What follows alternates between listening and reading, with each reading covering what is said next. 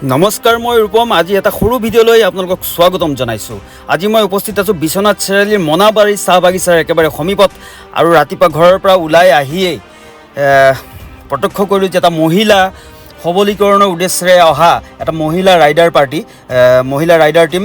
তেখেতসকল মেঘালয়ৰ শ্বিলঙৰ পৰা আহিছে। আজি পুৱা 7 বজাত তেওঁলোকে যাত্ৰা আৰম্ভ কৰিছে আৰু এতিয়া দিনৰ 1 বাজিছে আৰু 1 বজাত আহি তেখেতসকলে বিশ্বনাথ চাৰিআলি অতিক্ৰম কৰিছে। আৰু আজি সন্ধিয়াৰ আগতে তেখেতসকলে অৰুণাচলৰ জিৰ'ত যাব আৰু তাতে এটি নিশা কটাই পুনৰ 7 দিনীয়া কাৰ্যসূচীৰে তেওঁলোকৰ যি ভ্ৰমণসূচী, এই ভ্ৰমণসূচীত তেওঁলোকে উত্তৰ পূৰ্বাঞ্চলৰ আটাইকেইখন ৰাজ্য ভ্ৰমণ কৰিব। আৰু তেওঁলোকৰ উদ্দেশ্য এটাই যে নাৰী সবলীকৰণৰ উদ্দেশ্যেৰে তেখেতসকলে ওলাই আহিছে বাইক ৰাইডিঙত। আৰু আচৰিত লাগে, নিজৰ চেহেৰা, বাইকখনৰ ওজন আৰু তাৰ লগতে প্ৰায় 20 কেজিৰ নিজৰ বয় বস্তু কঢ়িয়াই আনিছে তেখেতসকলে। আৰু লগত এখন 4চকীয়া বাহনো আহিছে। তেওঁলোকে জনাইছে এই মুহূৰ্তত যে 7 দিনৰ কাৰণে তেখেতসকলে আহিছে আৰু উত্তৰ পূৰ্বাঞ্চলৰ প্ৰায়কেইখন ৰাজ্যত, আটাইকেইখন ৰাজ্যত তেখেতসকলে ভ্ৰমণ কৰিব।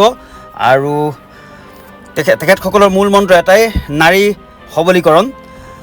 অতি সুন্দৰ প্ৰচেষ্টাৰে, অতি সুন্দৰ লক্ষ্য লৈ তেখেতসকলে ওলাই আহিছে। ভগৱানে তেখেতসকলক শক্তি দিয়ক। যিহেতু তেখেতসকলে অসমীয়া ক'ব পৰা নাই, তৎসত্ত্বেও মই অসমবাসীক দেখাবলৈ মই তেখেতসকলৰ লগত অসমীয়াত কথা পাতিছোঁ আৰু তেখেতসকলক জনাইছোঁ যে ভগৱানৰ ওচৰত প্ৰাৰ্থনা জনাইছোঁ, আপোনালোকৰ যাত্ৰা শুভ হওক, আপোনালোকৰ লক্ষ্যত উপনীত হওক। শেষত কিছু সময়ৰ কাৰণে যিহেতু লগ পালোঁ আৰু বাটতে লগ পাইছোঁ, তেখেতসকলক বাৰে বাৰে কৈছোঁ যে আপোনালোকৰ যাত্ৰা শুভ হওক আৰু আপোনালোকৰ লক্ষ্যত আপোনালোকে উপনীত হওকগৈ।